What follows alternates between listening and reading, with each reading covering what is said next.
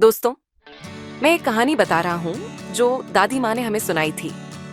ये मेरी कहानी के 3 मुख्य पात्र हैं। दादी, एक समझदार और दयालु वृद्ध महिला जो अपने पोते पोतियों को प्यार से कहानियां सुनाती है। राधा और मोहन, दादी के पोते और पोतियां जो हमेशा दादी से नई कहानियां सुनने के लिए उत्सुक रहते हैं। जादुई किताब, एक प्राचीन और रहस्यमयी किताब जिसमें कहानियां जीवंत हो जाती हैं और जो सुनने वालों को एक अद्भुत सफर पर ले जाती है। कहानी की शुरुआत एक छोटे से गांव में, एक प्यारे से घर में दादी अपने पोते राधा और मोहन के साथ रहती थी। रात का समय था और चांदनी की हल्की रोशनी खिड़की से कमरे में आ रही थी। दादी अपने झूले पर बैठी थी और राधा और मोहन उनके पास आकर बैठ गए। राधा ने चहकते हुए कहा, दादी, आज हमें एक नई कहानी सुनाओ ना। दादी मुस्कुराई और बोली, ठीक है, आज मैं तुम्हें एक बहुत खास कहानी सुनाऊंगी। ये कहानी मेरे बचपन की एक जादुई किताब से है जिसे मेरे दादाजी ने मुझे दिया था। मोहन ने उत्साहित होकर पूछा, जादुई किताब? इसमें क्या होता है दादी? दादी ने धीरे से अलमारी खोली और एक पुरानी लेकिन सुंदर सी किताब बाहर निकाली। उस किताब पर चमचमाते हुए सुनहरे अक्षरों में लिखा था, जादुई सफर। दादी ने किताब खोली और जैसे ही उन्होंने पढ़ना शुरू किया, अचानक से किताब में से चमकदार रोशनी निकली।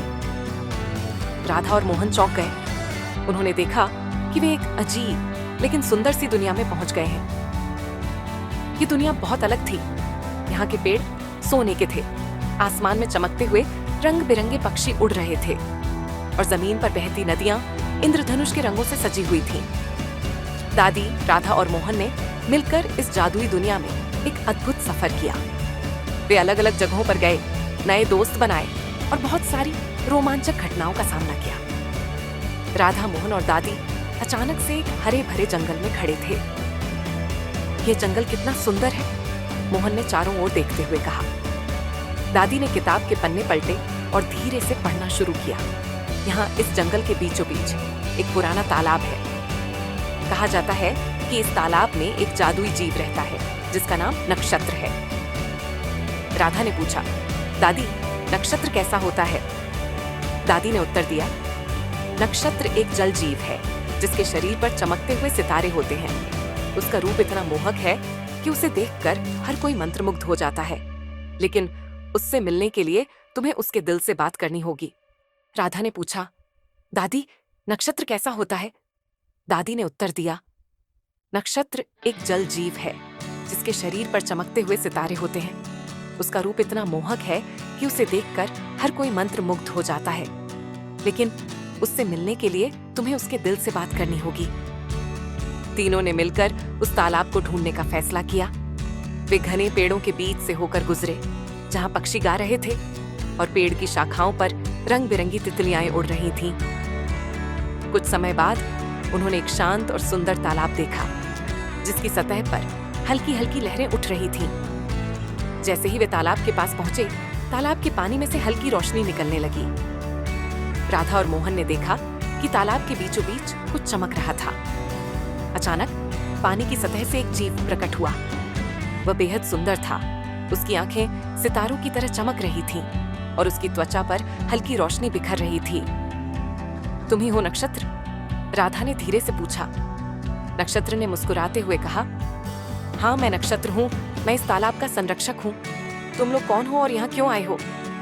मोहन ने उत्साहित होकर कहा, हम दादी के साथ हैं और आपकी कहानियां सुनने आए हैं। नक्षत्र ने अपनी चमकती हुई आंखों से दादी को देखा और कहा, तुम्हारी दादी तो बहुत समझदार है। वह जानती है कि इस जंगल और तालाब की कितनी कहानियां आई हैं। दादी ने नक्षत्र से पूछा, क्या तुम हमें अपनी कहानी सुनाओगे नक्षत्र? नक्षत्र ने सिर हिलाया और पानी की सतह पर लहरें उठने लगी। उसने अपनी कहानी शुरू की। बहुत समय पहले मैं एक साधारण जलजीव था, लेकिन एक रात आकाश से एक टूटता हुआ सितारा मेरे तालाब में गिरा और मैंने उसे अपने भीतर समा लिया। तब से मैं इस तालाब का जादुई संरक्षक बन गया। मेरा काम है इस जंगल और यहाँ के जीवों की रक्षा करना और जिन्हें सच्चा दिल से तलाश हो उन्हें मेरी कहानी सुनाना। नक्षत्र की कहानी सुनकर राधा और मोहन मंत्रमुग्ध हो गए। उन्होंने नक्षत्र से पूछा, क्या हम फिर से आ सकते हैं और आपकी और कहानियां सुन सकते हैं? नक्षत्र ने मुस्कुराते हुए कहा, जब भी तुम्हें मेरी जरूरत हो बस दिल से पुकारना, मैं हमेशा तुम्हारे लिए यहाँ हूँ। इसके बाद नक्षत्र ने धीरे धीरे तालाब में वापस समा लिया और चारों ओर की रोशनी धीमी होने लगी। राधा, मोहन और दादी ने तालाब की तरफ आखिरी बार देखा और फिर जादुई किताब के पन्नों को पलटकर अपने कमरे में वापस लौट आए। लेकिन इस बार उनके दिलों में नक्षत्र की कहानी की यादें हमेशा के लिए बसी रहीं। राधा और मोहन को इस जादुई जीव से मुलाकात का अनुभव कभी नहीं भूला।